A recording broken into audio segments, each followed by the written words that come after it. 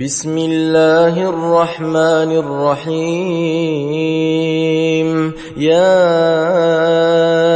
أيها المدثر قم فأنذر وربك فكبر وثيابك فطهر والرجز فاهجر ولا تمنن تستكثر ولربك فاصبر فإذا نقر في الناقور فذلك يومئذ يوم عسير على الكافرين غير يسير. ذرني ومن خلقت وحيدا وجعلت له مالا ممدودا وبنين شهودا ومهدت له تمهيدا ثم يطمع أن أزيد كلا إنه كان لآياتنا عنيدا سأرهقه صعودا إنه فكر وقدر فقتل كيف قدر ثم قتل كيف قدر ثم نظر ثم عبس وبسر ثم أدبر واستكبر فقال إن هذا إلا سحر يؤثر إن هذا إلا قول البشر سأصليه سقر وما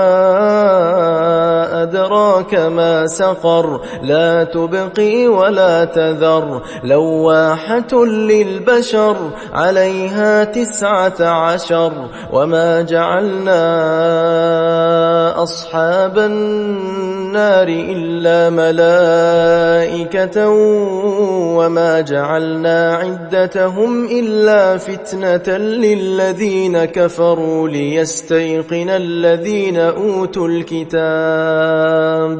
ليستيقن الذين أوتوا الكتاب ويزداد الذين آمنوا إيمانا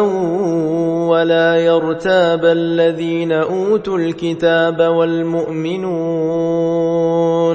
وليقول الذين في قلوبهم مرض والكافرون ماذا أراد الله بهذا مثلا كذلك يضل الله من يشاء ويهدي من يشاء وما يعلم جنود ربك إلا هو وما هي إلا ذكرى للبشر كلا والقمر والليل إذ أدبر والصبح إذا أسفر إنها لإحدى الكبر نذيرا للبشر لمن شاء منكم أن يتقدم أو يتأخر كل نفس بما كسبت رهينة إلا أصحاب اليمين في جنات يتساءلون عن المجرمين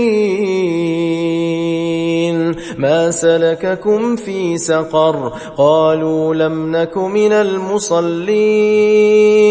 ولم نك نطعم المسكين